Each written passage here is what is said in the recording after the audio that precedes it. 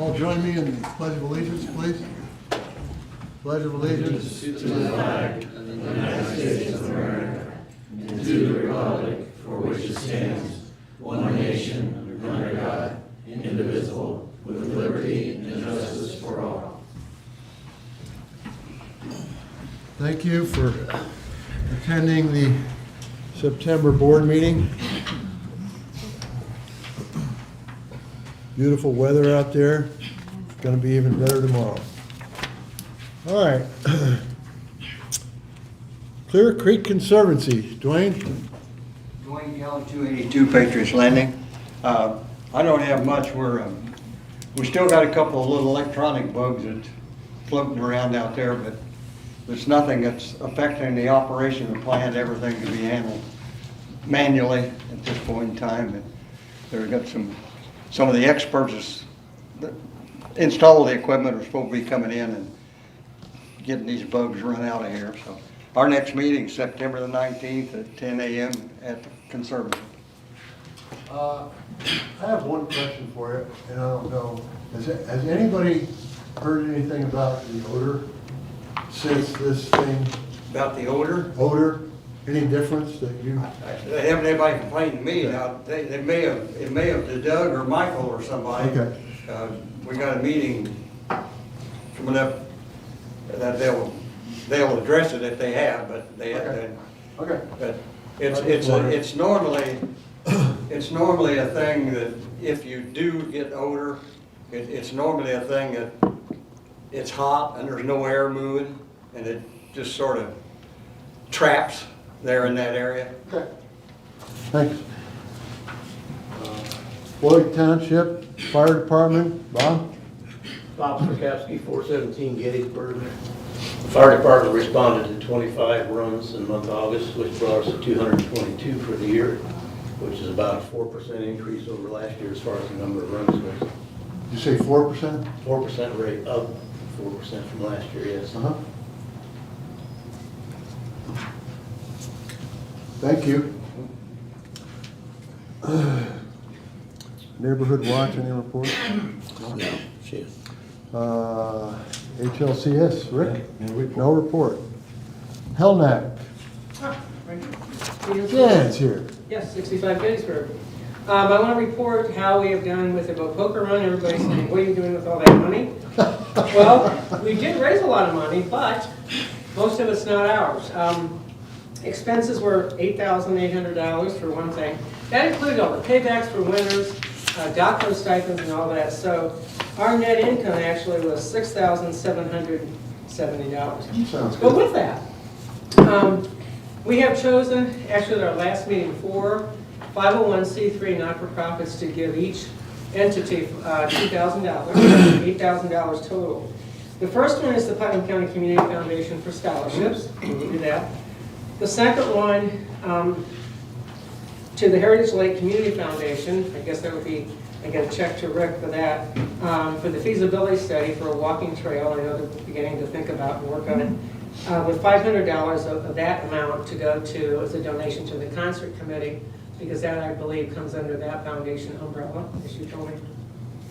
The third one is the $2,000 to Isaiah House. Those of you familiar with that here in Putnam County, or Putnam County not-for-profits that we're want to give to.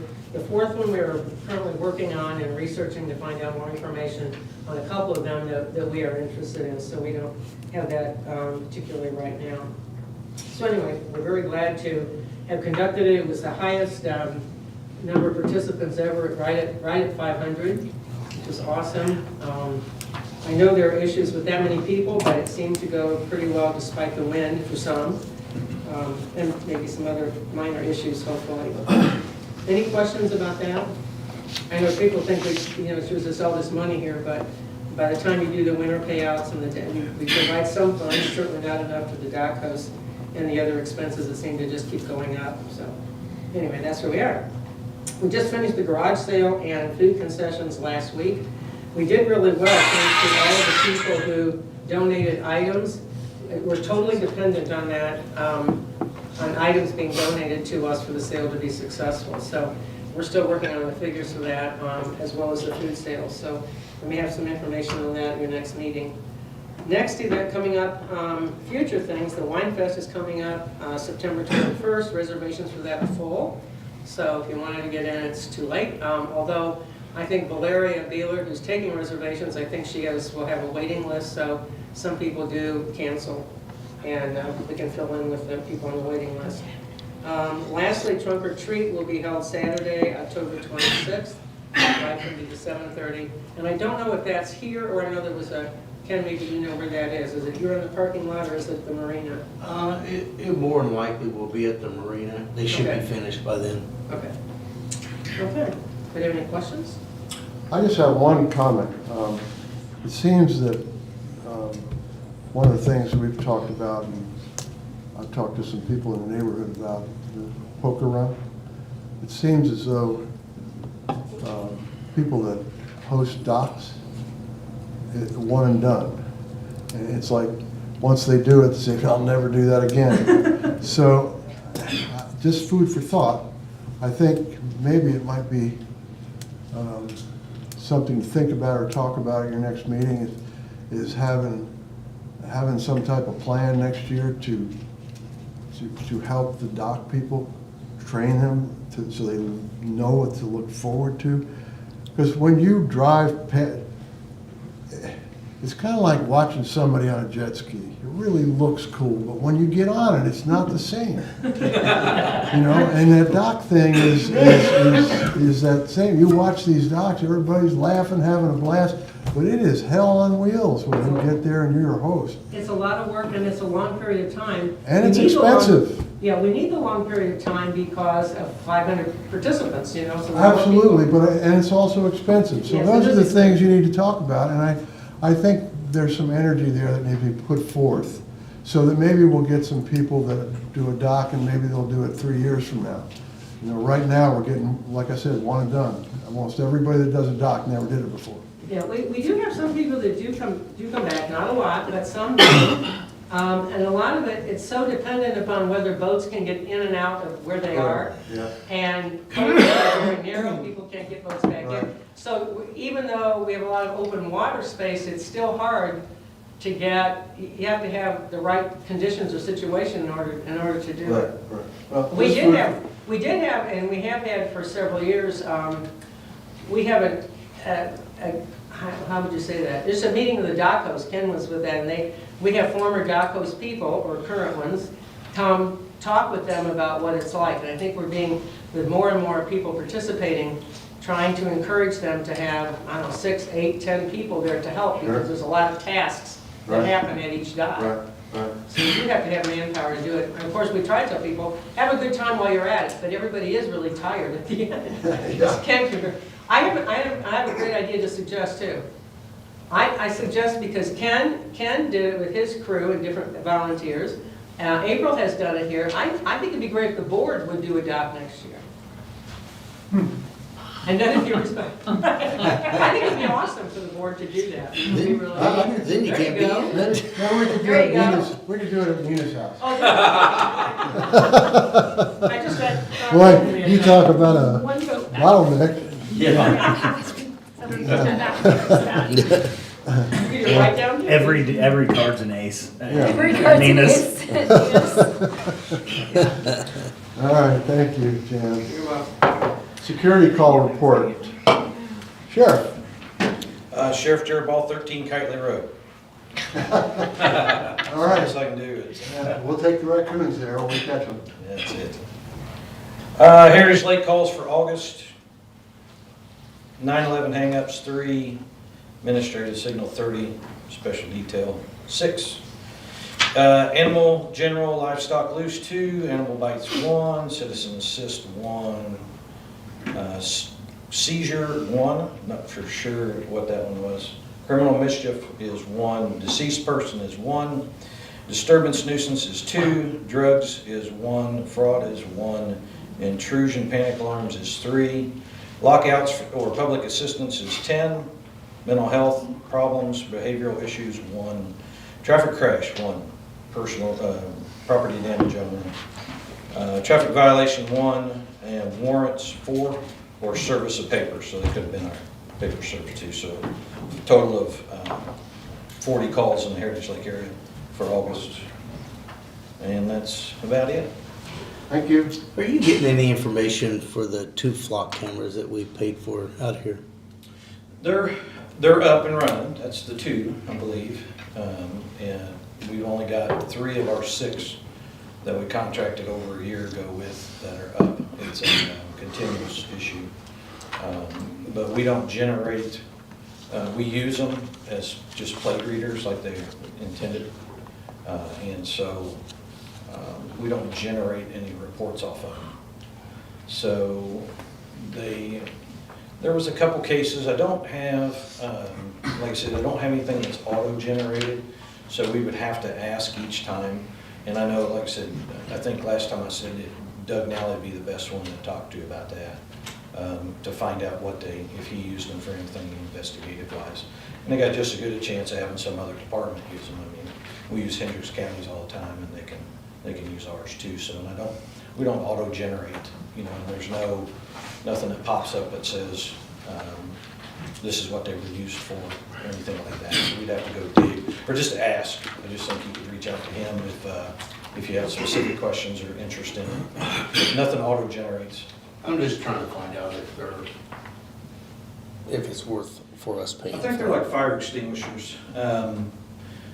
If you don't, because we haven't used them to end a child abduction yet, doesn't mean they're worthless.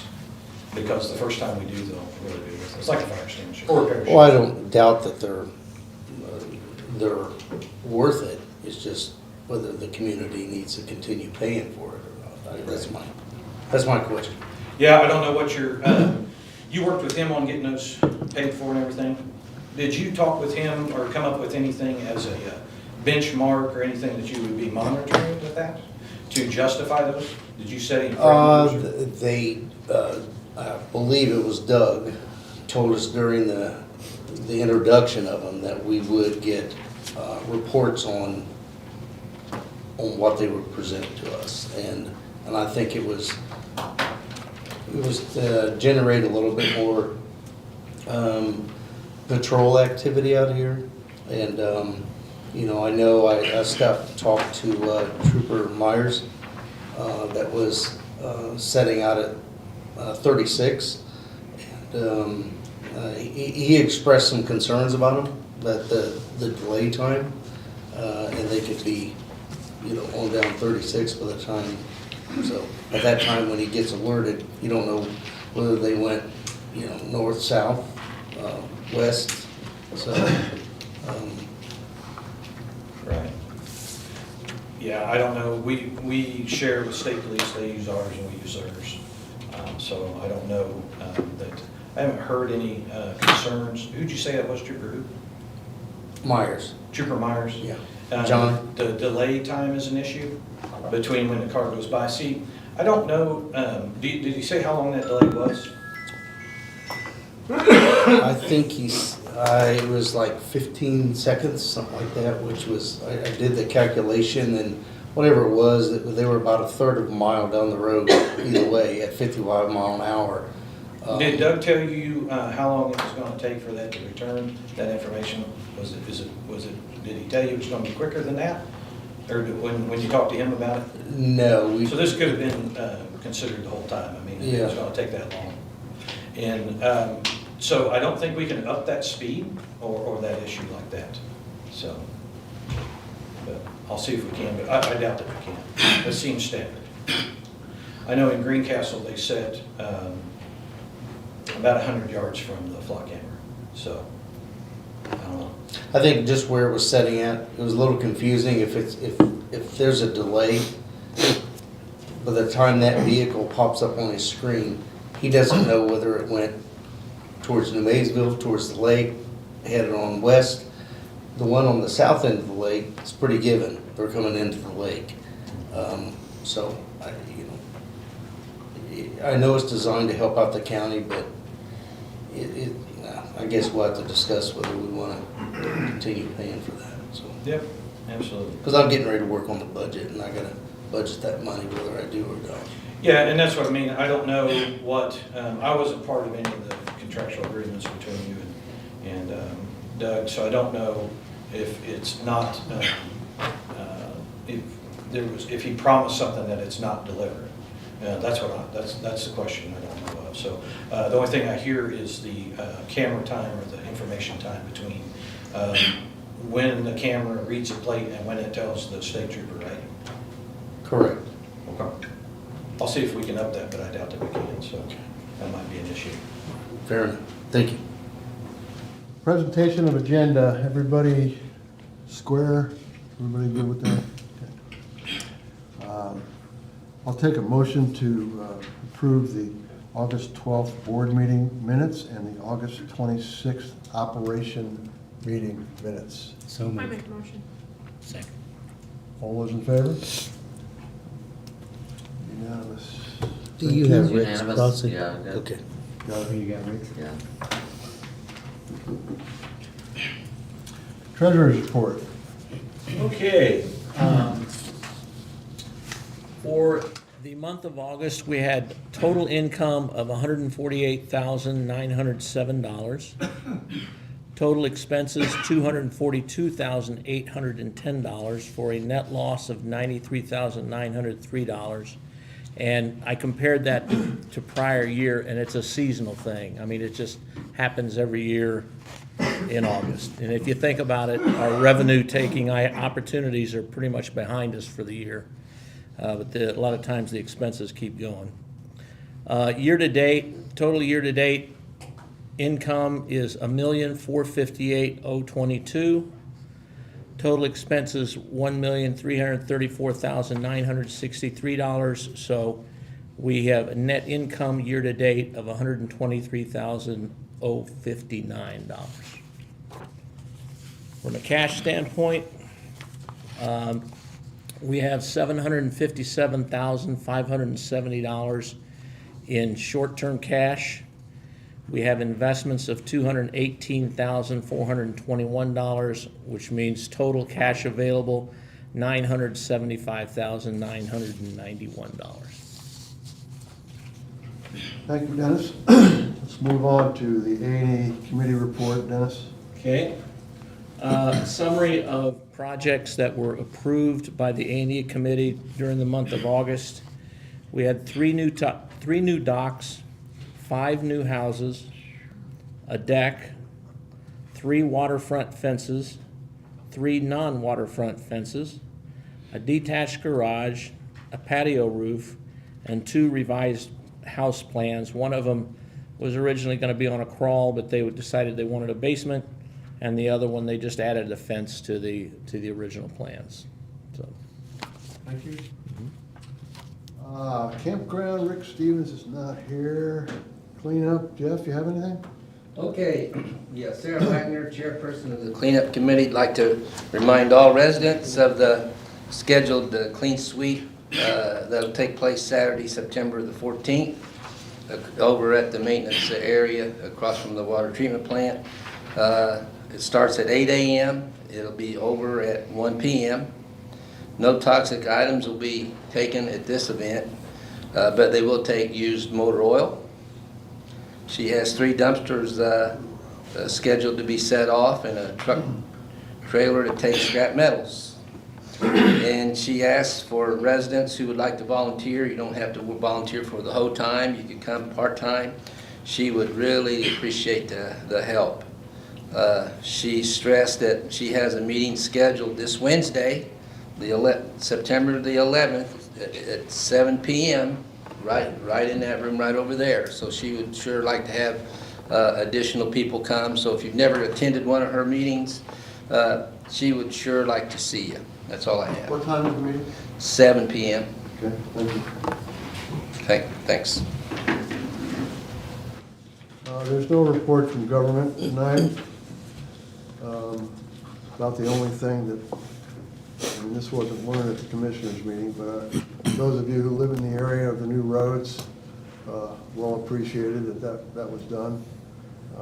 And we're still very much involved in keeping the future repairs done to Heritage Lake. they're getting hopefully some more money next year, and we're hoping we're gonna be around there. Lake Committee, anything? I can report on that. Okay. Lots of discussion during Lake Committee, but we are focusing now on lake rules for next year. And there might be some aesthetic wordsmithing take place. But we did have one new rule proposal. I can read it. It says all non-motorized watercraft must carry a personal flotation device for each occupant of the non-motorized watercraft. That's the only new rule that we're discussing for the year. Okey-dokey. Clean water. Bill? Yes, Phil McKinley, 330 Patriots Landing. I have to start by teasing him a little bit, but he had the results submitted, I think, on October 14th, and for some reason, when he emails me, it tends to go to spam. So my computer obviously doesn't trust him, and computers never lie. So hope Benny will be more reliable. But anyway, I do actually want to thank Ken for again collecting water samples and submitting them. And so if you'll give me just a moment to insert a little humor into this, I'd like to start with a brief discussion of water quality at the Olympics in the River Seine. I must point out that the river is somewhat a sewer of the city of Paris, and has actually had swimming illegal there for about the last century. But recently, French officials spent more than $1 million to try to make the river safe for swimming for the Olympic Games. And their goal was to bring E. coli's level down to no more than 1,000 counts, and all samples in this discussion are per 100 milliliters of water. In the spring rainy season this year, after spending all that money, the counts were about 3,400. By one report, later results got down to about 800 counts. They were hopeful. But then the rains came on the first day of the ceremonies that many of you probably watched for the opening ceremony. So several scheduled events in the Seine had to be postponed. Eventually, the Olympic Committee said events were ready to proceed, but they declined to comment on the exact level of E. coli. So next, let's switch to U.S. standards. In the U.S., beach managers often close beaches when E. coli levels are over about 400 counts. The EPA recommends single reading counts to be less than 235, and average counts to be reading no more than 125. The Indiana Department of Health does not distinguish between one-time and average counts and recommends counts less than 200. These recommendations are for full contact activities, including use by infants. Now for Heritage Lake. In the past several years, we have never had a location test more than 10 counts. Last year's average was 3.5. How could we do better than that? Well, we just did. The average of the 3 tests this year in the main body of the lake, in the North Fork and the East Fork, was less than 1. I have no doubt that the DNR official remark based on our previous results would state again that we may just have the cleanest lake in the state. So the final recommendation is obvious. If Paris holds the Olympics again, they should outsource their swimming to Heritage Lake. Thank you, Phil. That's A nice report. All right. Late night TV has nothing on you, Phil. All right, long-term planning. Anything, no report? Siltation, Dwayne, you have anything? Just the fact that we're not gonna have a meeting in October, our next, or not in September, our next meeting will be October the 21st at 7, when we'll go through our plans for how to spend our money for next year. Okay, thank you. And that meeting is at 7? Dwayne? Pardon? That meeting is at what time? 7 o'clock. Okay, thank you. Election, there's no report, I guess. We're getting close, though. Next month, there probably should be. They did run an article in the September highlights asking for people to step up for board member candidates. Okay, guess we should put that in the attention of the people tonight that are watching. October's the big month for anyone that is interested in joining the board. There will be 3 positions open in February. Anybody that wishes to pick up an application, you have to get 25 signatures on that application, and you have to have that in by the end of October. And once we receive those, we will be able to decide whether we have an election or we have an appointment.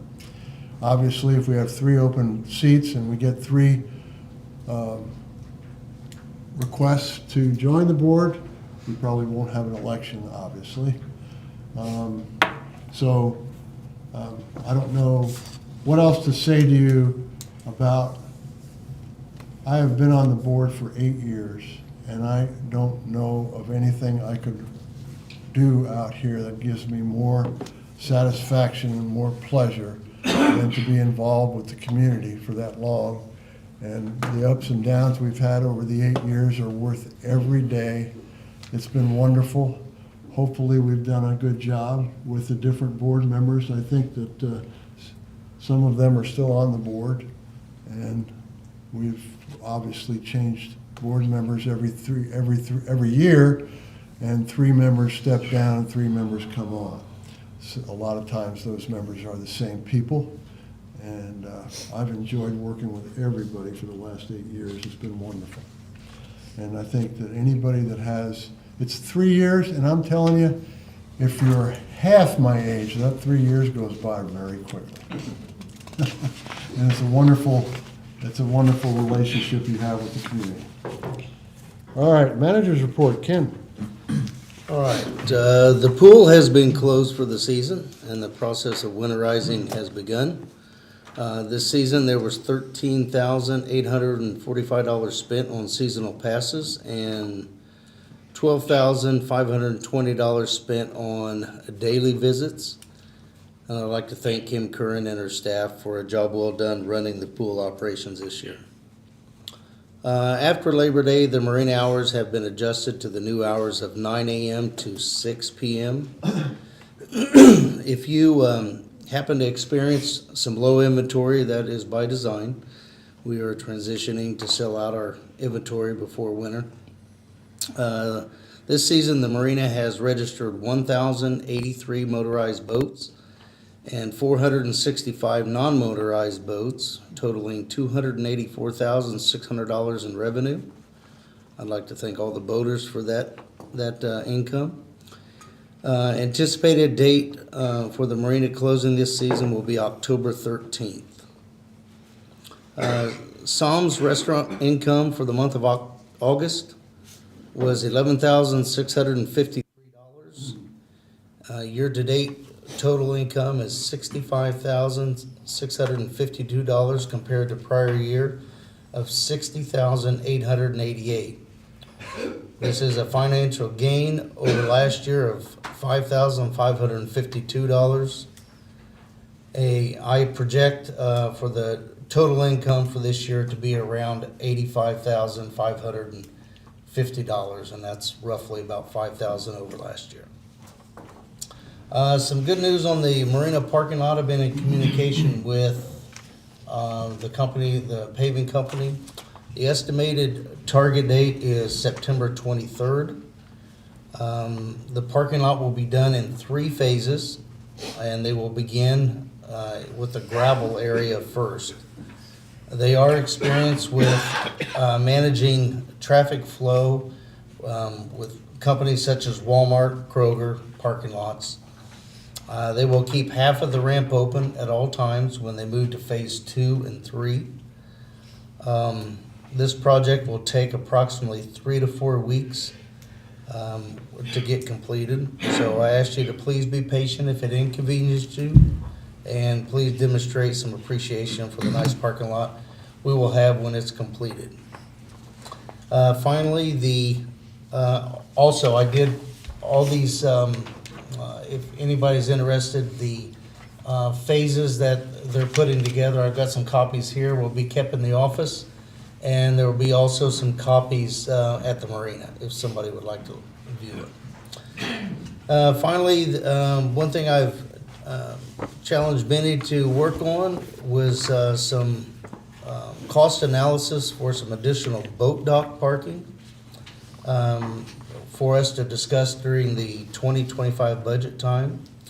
What he is figuring is 2 locations, our courtesy dock out here at the clubhouse to possibly go 400 feet west for approximately 24 slips, or approximately 500 feet from the pavilion out here going this direction and behind the building for 32 slips.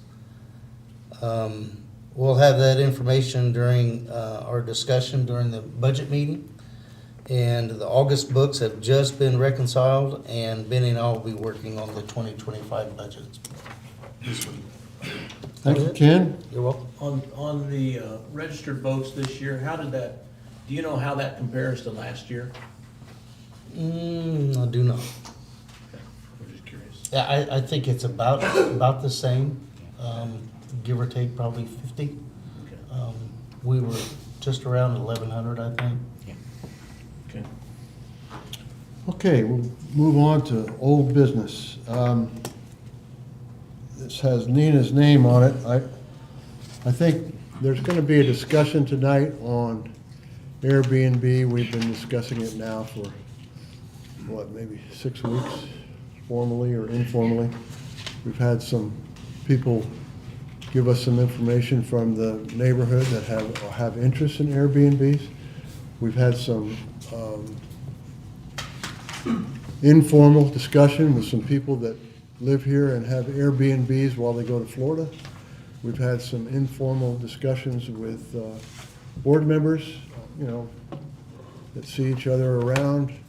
We have, from our operations meeting this month, we suggested that the board members maybe have a little bit of an email discussion on Airbnbs. So I thought rather than, we're not going to decide anything tonight, I can tell you that. But we want to open up the discussion with anybody at the board and post a discussion from the board members. We'll give you enough information that if anybody wants to say something during the open forum, we'll give you enough information to give us some information from the community. So with that said, I will read through for you some of the opinions, if you will, from the board members. These are opinions. I'm not going to tell you who the opinions are. I'm just going to tell you that we have probably, I think we have 7 opinions out of 9 members on the emails. Some of those opinions are, I agree. Some of those opinions are a little bit wordy, but they all had their say during the email conversations. First one I'll begin with, this is a private community. Building and buying a house at Heritage Lake assumes the responsibilities of POA rules and regulations. As renters at Heritage Lake, the owners are responsible to pass on these regulations. To open up our community to short-term rentals may cause problems for the immediate neighbors, community management, and staff. Short-term rentals have the potential of bringing in more rental profits than long-term rentals. Anyone buying property here for the purpose of short-term rental profits seems to be a direct contradiction to the atmosphere we all work very hard to provide to our members. Some members have an Airbnb their property when they go to Florida during the winter. And that obviously is, the suggestion there is that they can make more money while they're 3 months, 5 months in Florida than they can, renting it out for that number of months. Some members, I believe, if the practice were to continue, those members should apply for a variance and submit such facts as neighbors' acceptance, advertisement concerning restrictions, and notifications to the Office of Renters' names and length of stay. Without a county ordinance, our decision may not have legal teeth. However, to submit a restriction to submit a restrictive bylaw and A&E ruling on this subject could deter future short-term rentals. That's one opinion. Next one, my opinion is less complicated. We are a property owners association and are defined as such in the restrictive covenants. We are not a renters association. The third one had agreed with some of the previous analysis. The next one, by far, my biggest hangup is how to control it, especially if it goes beyond just a handful of homeowners doing it. I am having a hard time seeing any upside for the vast majority of the community. Next one. I look forward to the great discussion on the topic on Monday. I'm opposed to STRs for the sole purpose of a business here at Heritage Lake for all the reasons listed above. And I believe that absolute rules tend to be hard and costly to enforce. I believe simple but effective rules are best for Heritage Lake in the long run. Making exceptions may be difficult. Not everyone is comfortable with doing such, but that's why we get paid so much. Yeah, right. All right. Last one, I agree with all the points provided and think we all are pretty much on the same page. The one issue I have is that this discussion has centered around implementing some sort of agreed upon rule by publishing or adding it to the bylaws. I do not believe that the bylaws are an appropriate place to add these provisions. My understanding of bylaws as a general definition is that they exist for organizations such as ours to provide a framework of how the organization is structured and managed. Our bylaws do not have any actual rules. Rather, those are contained within our restrictive covenants. I may be off base with this assertion and am open to feedback of where in the bylaws it would be appropriate to add rules to regulate STRs. So those are the opinions of the board members. And I'll open it up to the board right now if you want to add anything to these opinions, and then we'll move forward and talk about short-term rentals during the forum.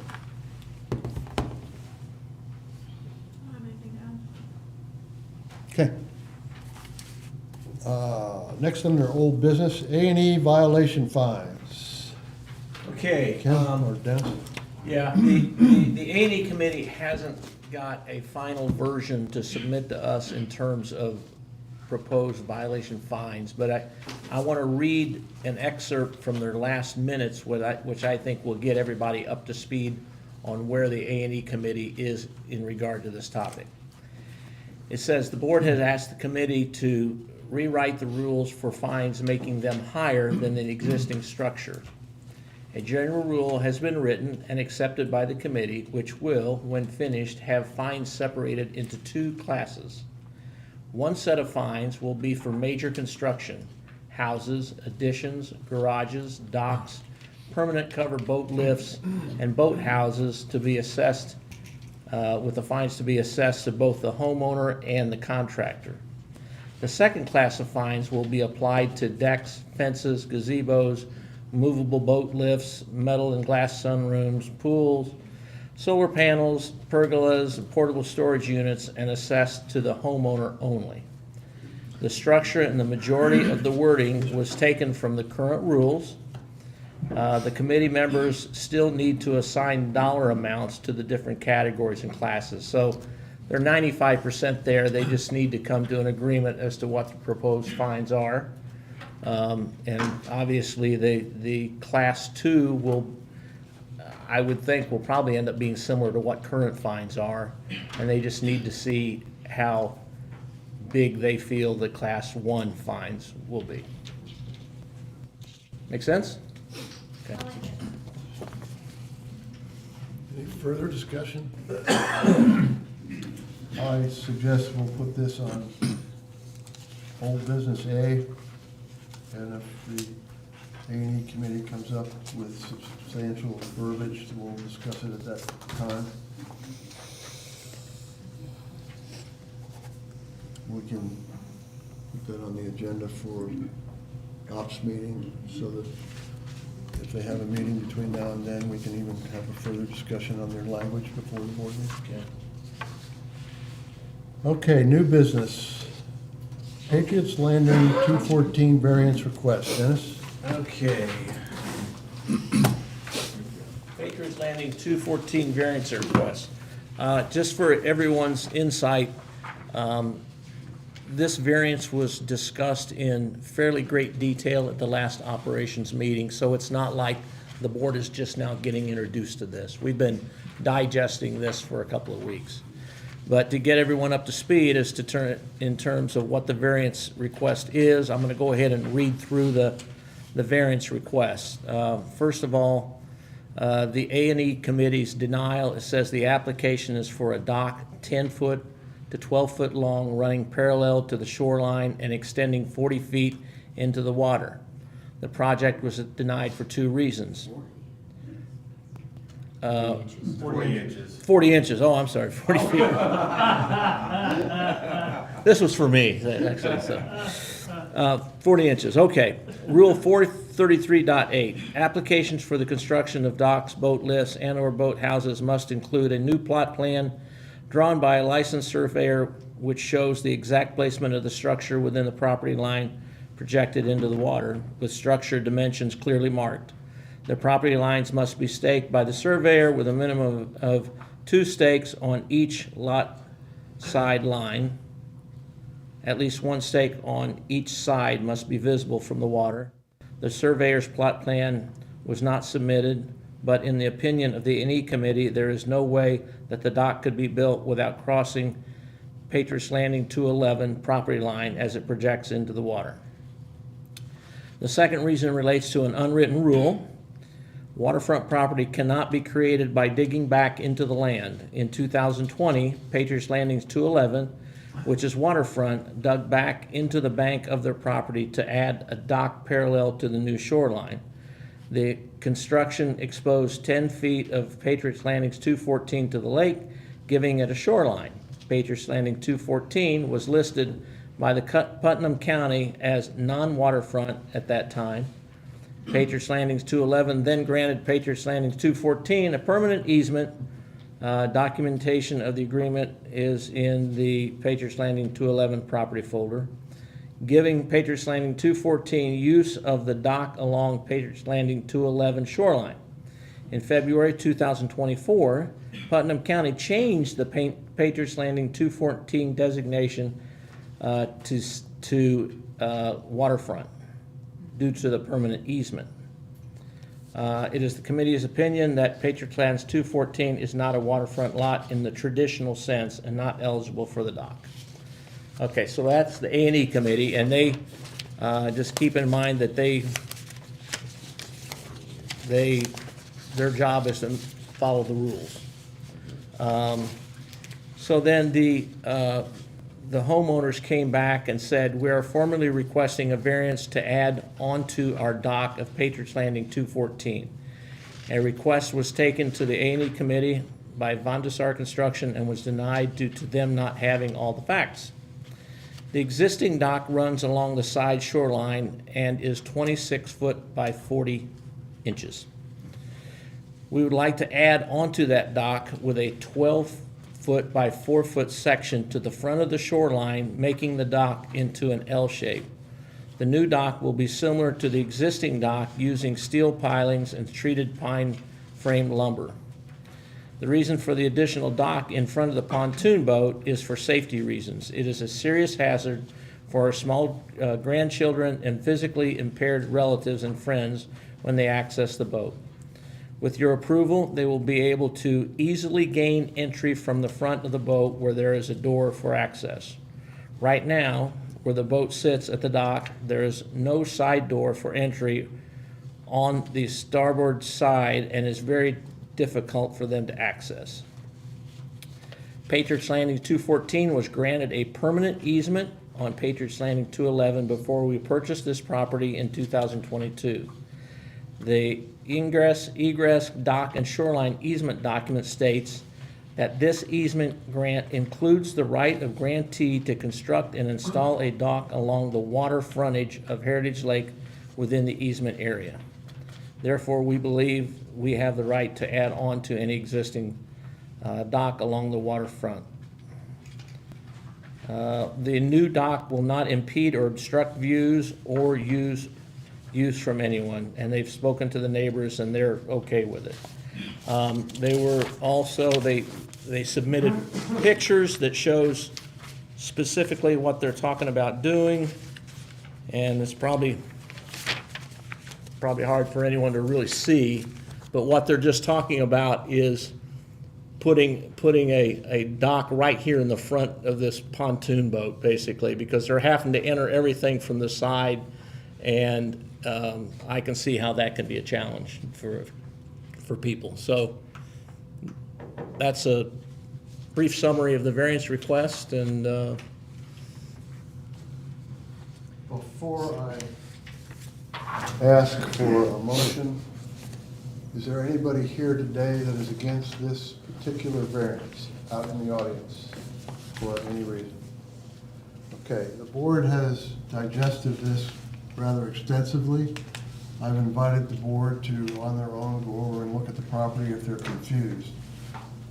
You know, under the description, it's probably pretty confusing if you're not aware of what's going on in that cove, but once we saw it all, once we went over it, it's specifically clear to the board members, is that correct?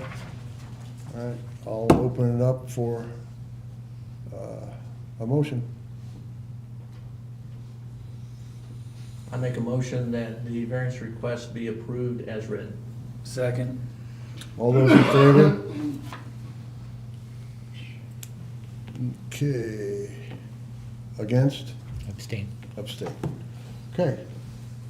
8-1. This will require a second. This will vote. require a second vote in the October board meeting. So that will mean old business B. I don't necessarily, unless anything comes up from the community, believe me, we have to put this on the agenda for the ops meeting. We'll just run right into the board meeting with this particular subject. Okay, next is Mill Springs 87 variance request. Okay, same thing here. We discussed this in fairly great length at the last operations meeting. I'm just going to read through the A&E's denial and the applicant's rationale as to why they would like to get it approved. It says, reason for denial, the project calls for 2 solid fence panels, each 12 foot long, to be installed along one property line on the lake side of the lot. Each panel varies in height from 7 foot to 4 foot, depending on the grade of the yard. There is a 6-foot gap between the 2 panels. The A&E committee denied it for 2 reasons. Rule 416.7, fences cannot be solid in appearance on the waterfront side. And 416.5C, other decorative or access fences are not to exceed 4 foot in height. The applicant response to this, the reason they're asking for the request, says due to the slope of the property, the height of the panels varies to keep the visual levelness along the top. The purpose of the panels is to provide a sightly location to store water accessories. This allows for the organization and storage of accessories. Our property has an inlet area where boat lifts are located. Therefore, the closest panel is plus or minus 38 feet from the main water shoreline and does not impact the view of the neighbor or anyone on the water. We have conformed with the neighbor on this elevation, and they feel that the panels are a favorable improvement, not only for our property, but hers as well. I understand the concern if when the neighbor property may be sold or a new owner would take over ownership. They may not agree. Therefore, we propose to add a clause on the variance stating that if the new owner of the property has any issue with the panel, we would remove immediately upon request. And they submitted a letter of agreement from the property owner and pictures of what the panels look like. There again, everyone here on the board has seen this. Discussion? I went over there and looked at it in person. I mean, you guys know how much I love variances. One of them that's behind his kitchen could be almost like a backsplash. Like, you know, you put a backsplash up behind your kitchenette type thing. So if there was a way to engineer that part to be attached, or that one, I can see that one because it's just like a backsplash that you'd have up in your kitchen, outdoor kitchen, whatever the case might be. That one's not as, you know, sticking out as the other one. When Brian and I talked, he said, we kicked the can around about 14 different ideas if there's a way to cut it and make it so it could be folded down during the week, so they would only just temporarily put it up, just so it wouldn't be obtrusive. We talked about maybe building, because he has a lot of hardscaping down there, you know, retaining walls and things, maybe building a wall and having a fence piece, what did we say? A decorative or accent fence not exceeding 4 feet in height that would be mounted to the top of a retaining wall. So it wouldn't be, it would conform to all the rules as far as that's concerned, being decorative, because it's not a fence in the traditional sense. But like I said, there's some ways to do it that, I mean, it is tasteful looking. I don't think it's ugly by any means. And he's more than willing to try to work with what he's trying to accomplish. Yeah, and we thank you for coming to the ops meeting and giving us your side and all that. I think what we're dealing with today is what's specifically in front of us and what the A&E committee has received for a variance application. And I think that whatever happens with the vote tonight with the board, then start discussing other things. But right now, we're talking about this particular situation. So, Yeah, my thought is, while it's aesthetically, I mean, it's attractive, you know, it is definitely a privacy fence on the water side. And my biggest concern would be the precedence that you're setting. You know, once you allow this variance, I bet you dollars to donuts, you know, not too far down the road, someone will be coming along saying, see, well, you guys let them do it.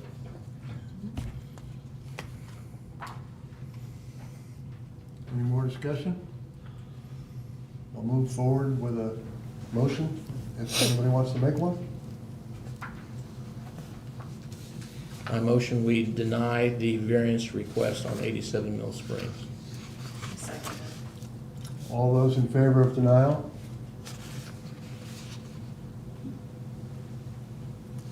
One, two, three, 4, 5 to 4. I abstain. I'm abstaining as well. Me too.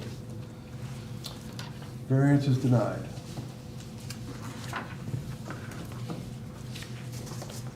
Okay, that brings us to open forum. Hold on. You We only skipped discussed- Did I discuss that? 123. Oh, Yep, 123. 123. Oh, I thought. I'm sorry. My fault.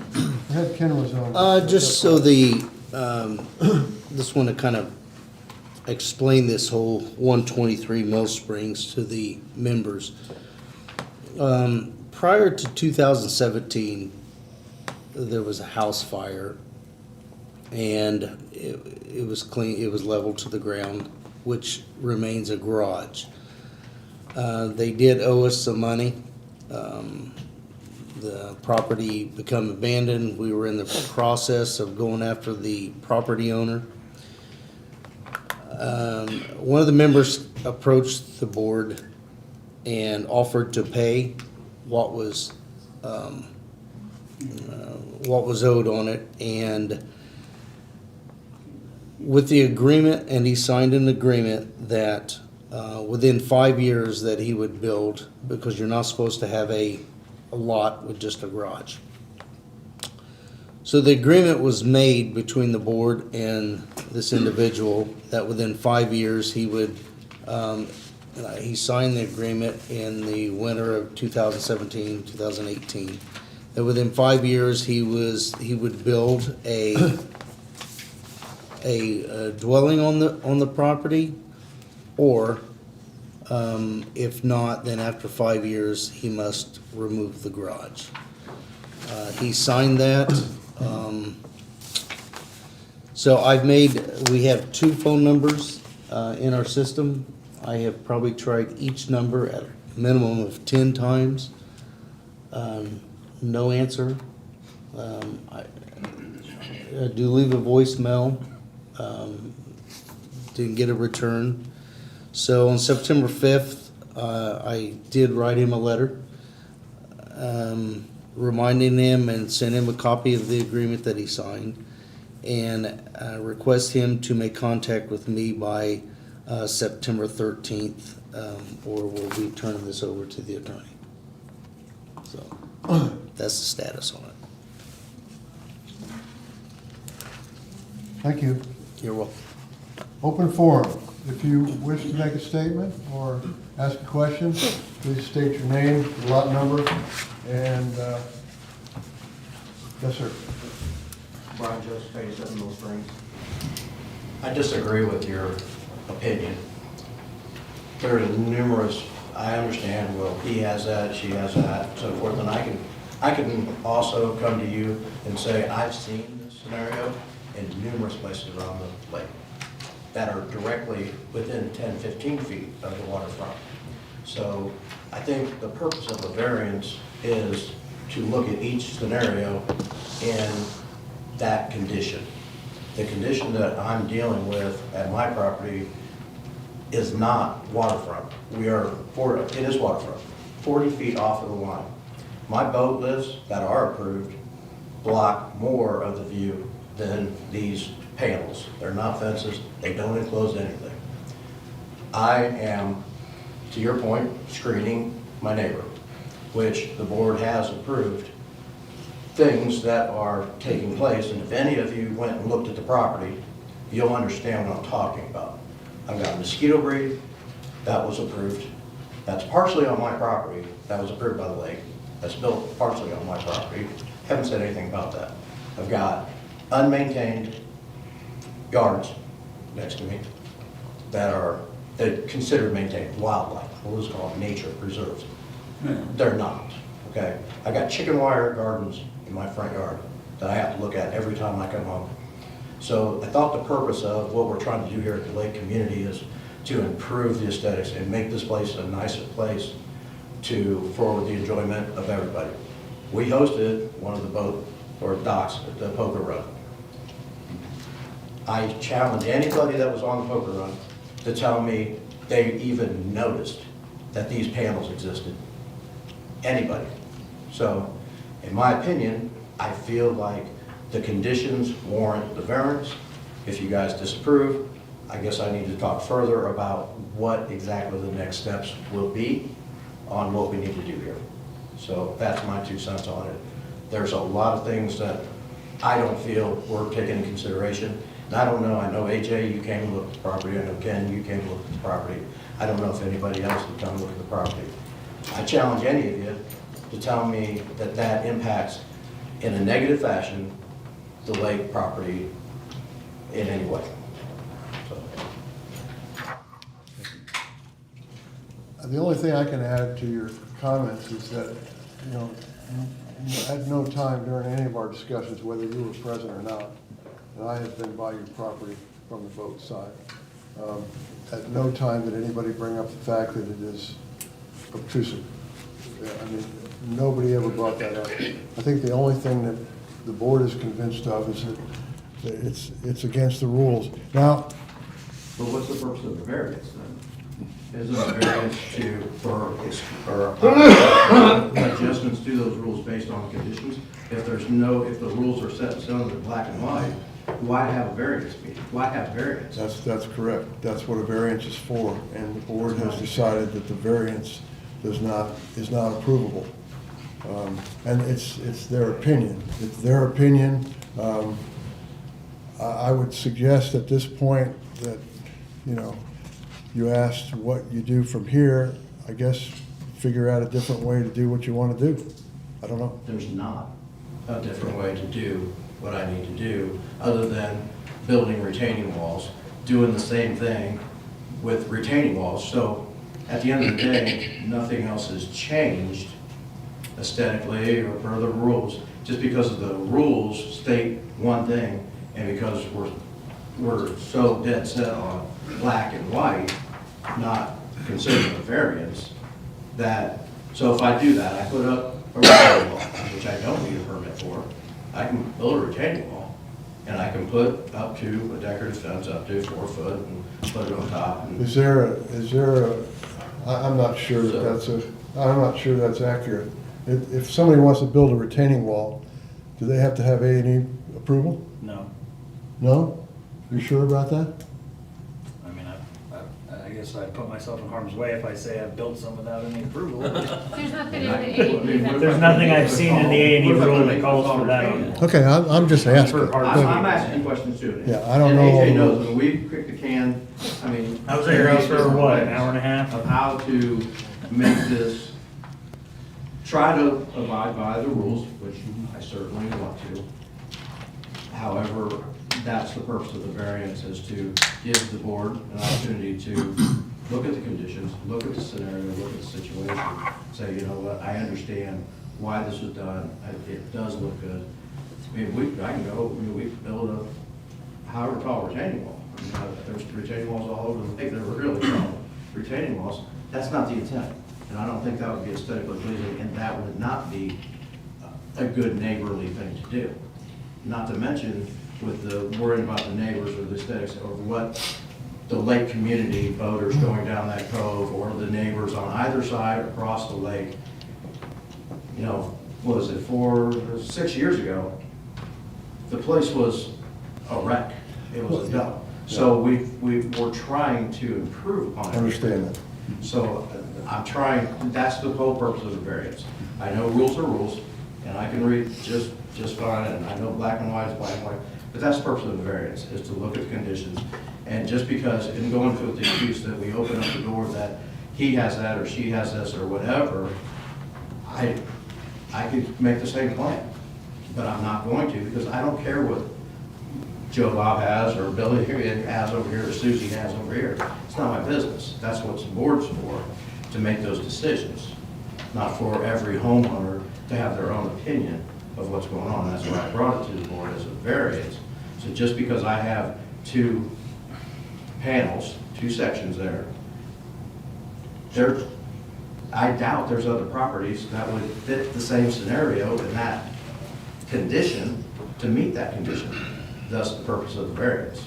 And in efforts, working with the neighbor adjacent, my neighbor next door, we have done nothing but improve her lake views and her backyard from what we had before. So it's a positive. And if she moves and the new neighbors, they hate it and they say, no, this is wrong, tear it down, that's fine. I don't have any issue with that. But right now, my neighbor next door is perfectly fine with it. Everybody, I talked to most everybody, I've talked to countless people down in the cove, and everybody I've talked to, they can't believe we're having this discussion. 2 quick things. Go ahead. First of all, you can't just put up a wall and call it a retaining wall unless it is actually retaining something, okay? So I don't think that's a rational conversation. But one option you do have is to bring the fence within the parameters of 4 feet and non-solid. Might as well take it down, so there's no purpose. Well, at this point, it's been denied. I would suggest that the only way we can move forward as a board from this point on is if it was tabled, and it hasn't been tabled, it was denied. Hopefully, we can come to some resolve down the road that's better for you, but at this point, it's been denied. Anybody else? Yes, sir. Tom Novak, 25 Mill Springs. I just need a minute. Just getting props.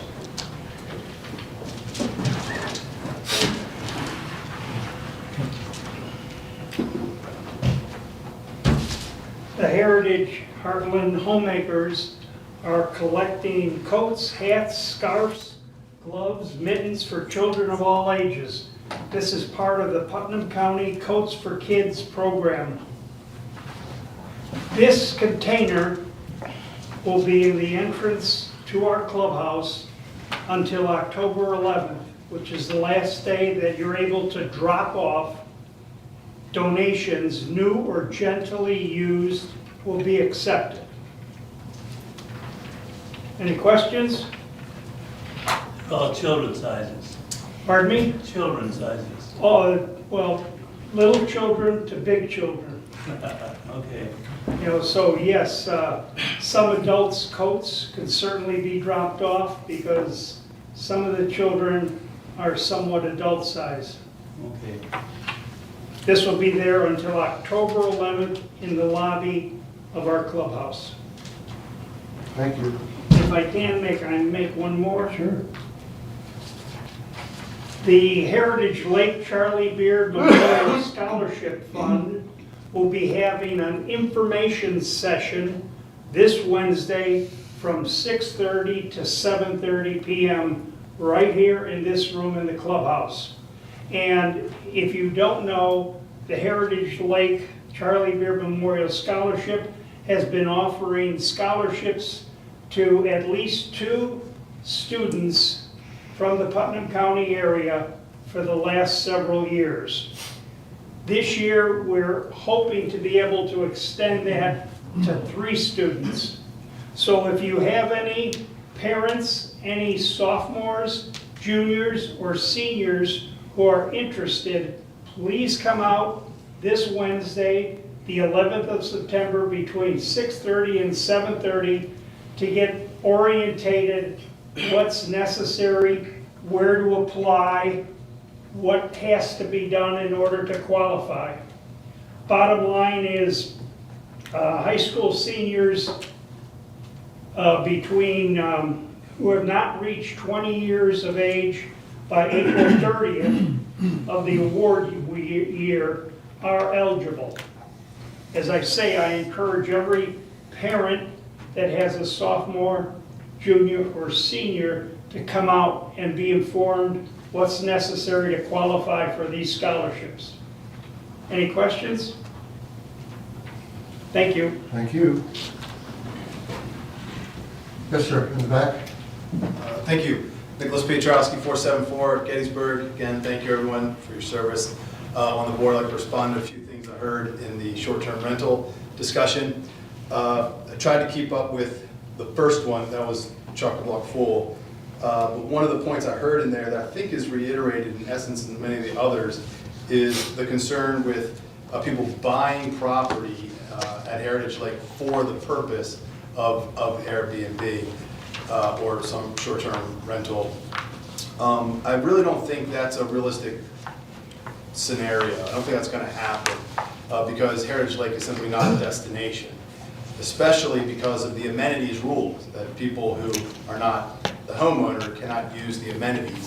So there's little purpose for coming out here other than what we've seen in our short tenure having a short-term rental is serving people actually in the community who have graduation parties or family reunions have used our property for that purpose, about half of them.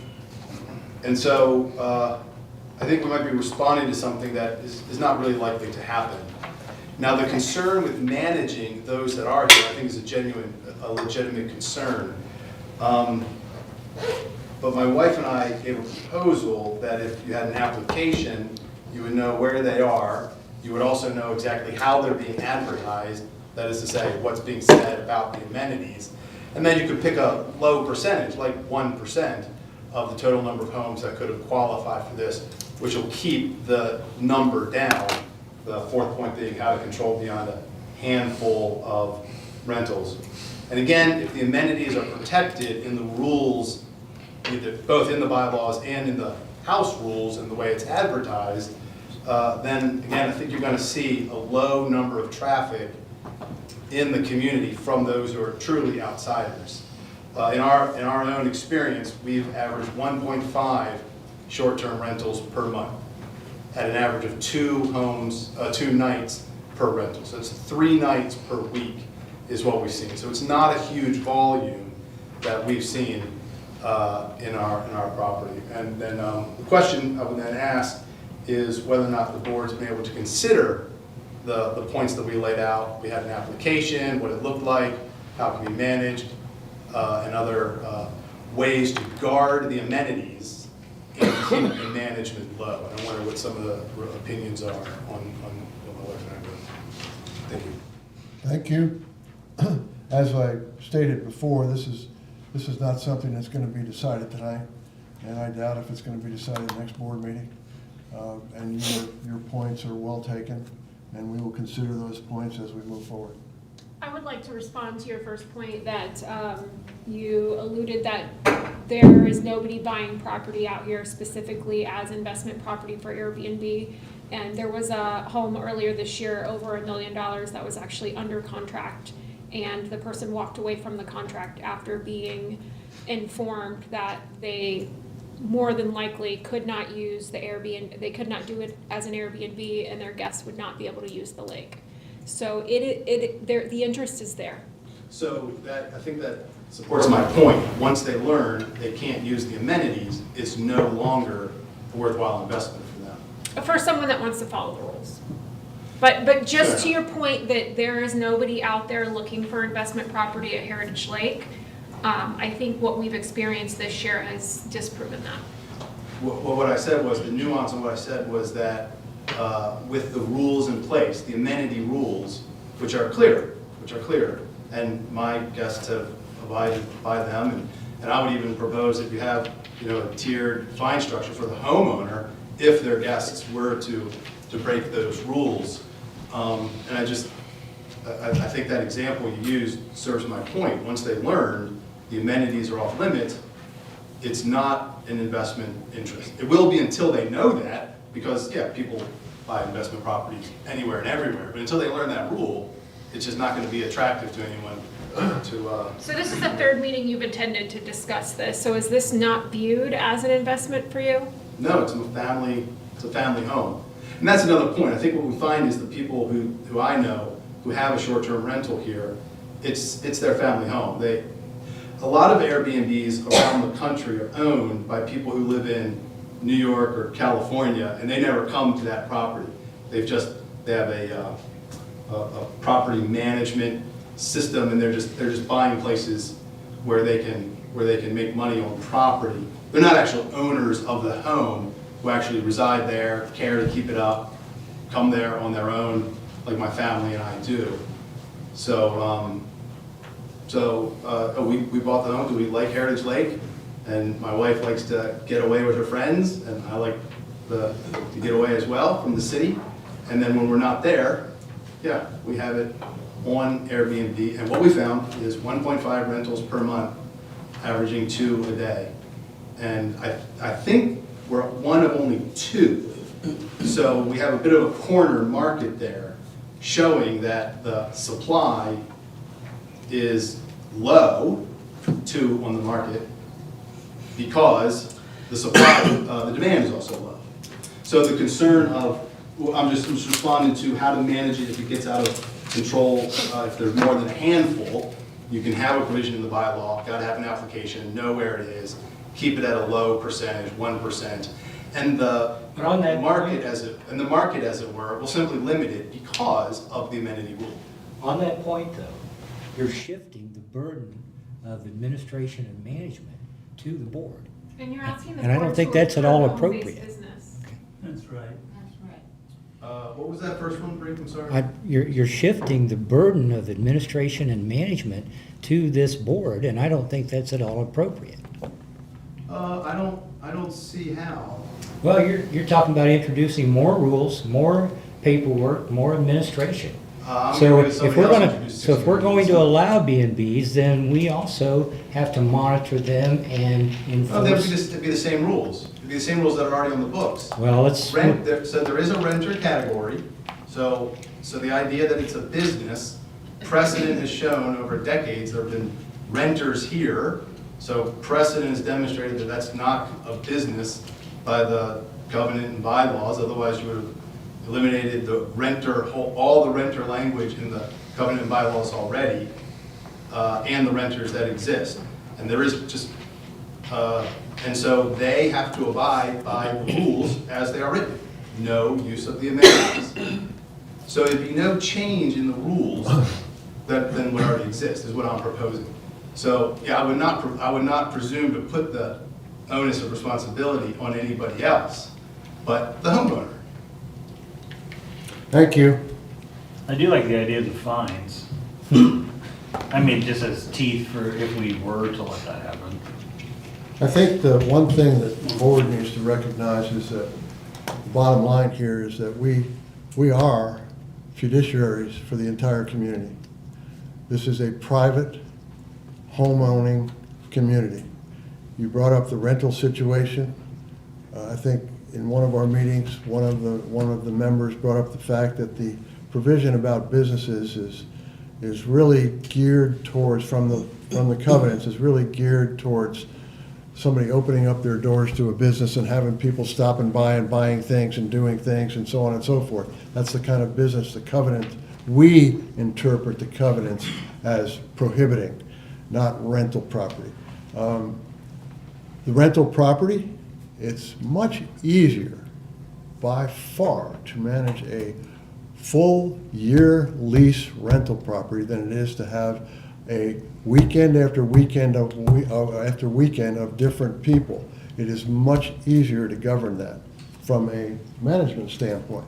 So we as board members need to keep those things in mind when we come up with our final decision, if you will, which is probably going to be down the road, and it's, who knows, it might be the community's decision. It may end up to be the community's decision. So we accept and we like to have input from everybody, especially the people that are trying to do Airbnbs. And we'll digest it. Thank you. Yes, sir. Hey, how's it going? My name is Gino, Mill Springs, 628. We bought here at Heritage Lake back in 2021, and I gotta say first and foremost that we have absolutely fell in love with the community.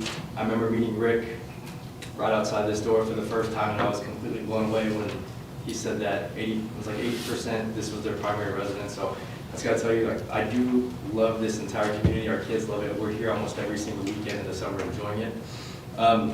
So we are another short-term rental operator here, and I wanted to say that for my wife and I, it is our family home, and it is one of those things that we love. We love serving and hosting so many of our family, our friends, our community, and we've even been able to walk a lot of families through some terrible tragedies and just navigate it through it. So we've actually named ours Safe Haven.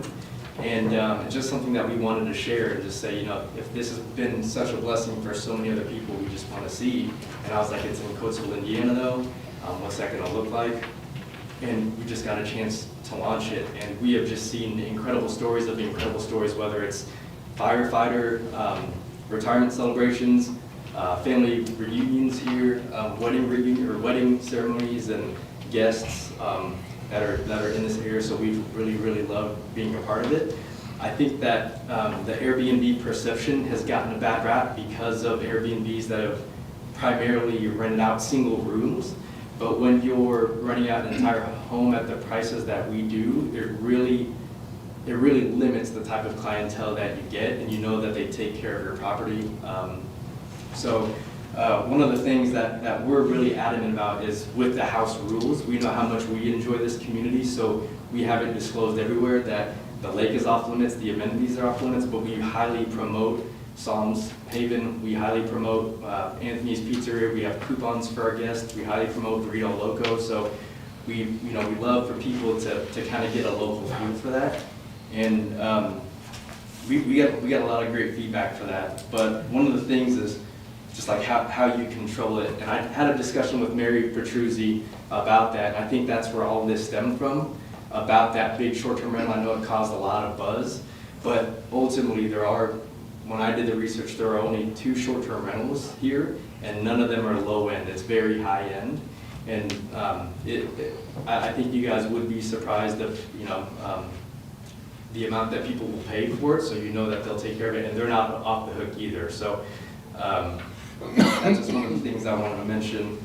And then the one thing that you did say about the variance of asking neighbors for approval, I own long-term rentals as well. I own mid-term rentals, and one of the challenges that I see with that is, with these short-term rentals, these people are here for experience and they're here for a great time, and it's very short. It's a short window. When you start getting into the long-term and you have a tenant that has, whether they don't upkeep their property or they have dogs that bother neighbors, I'm sure that the neighbors that continue to call you call you for a lot of other things as opposed to just short-term rentals. Whenever they do complain about different things, so it's a little easier to manage for us just with the quick turnaround. So that's just one thing I want to bring in there. And I know, Paul, that you mentioned that it's hard to manage that many, but with the systems and everything and procedures nowadays, my long-term are a lot more harder to manage than my short-term now. We have everything so automated and dialed in that really the only focus that we have in our short-term rentals is 6 hours a week when we're just plugging straight into the guest and just elevating their experience. So if any of you guys have stayed in a short-term rental where they do it right and they do it clean and they want to make sure you have the best magic moments with your family all under one roof, it makes the biggest difference.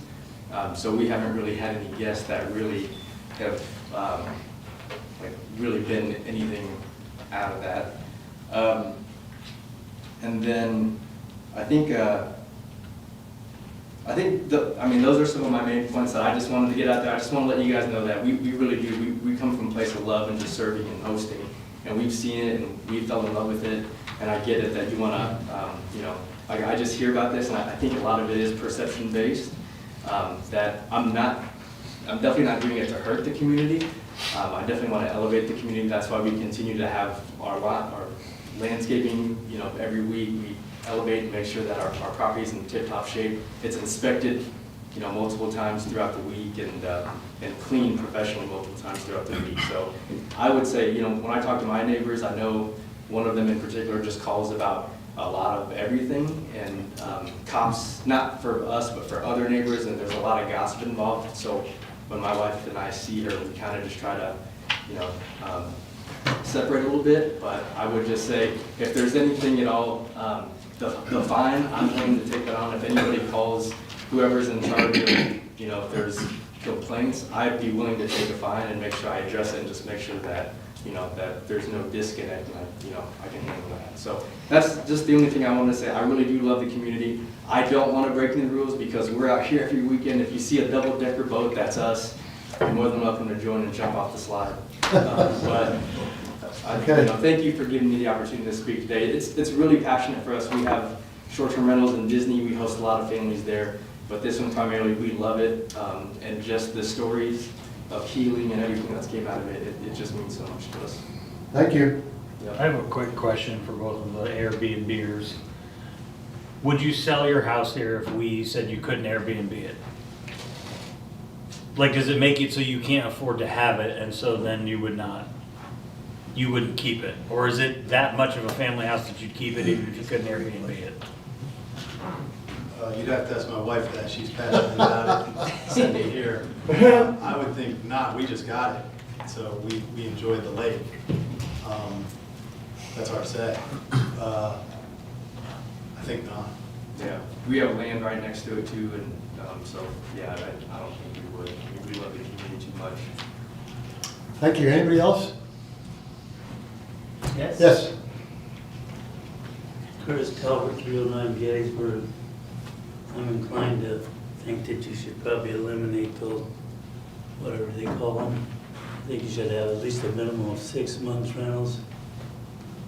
And I would like to know if you're still intended to, is your complaint for changing the covenants, is that still on schedule? Yes, it is. Okay, thank you. Thank you. Anybody else? I'll take a motion. What was the, I didn't understand the nature of the last question. There's a complaint in the courts right now that will be heard in October to change the covenants. Not about Airbnbs. It has nothing to do with Airbnb. It's been in the highlights. It's been sent out to the community for the last 6 months. It is a complaint that we're asking the judge to change portions of the covenants to give us a different tool so that the members of the community can vote on things substantially like Airbnbs and, I don't know what else, sheds. I remember now. Okay. I'll take a motion. So move adjourn. Second. All those in favor? I would like the board to stay just for a few minutes, and it won't take long.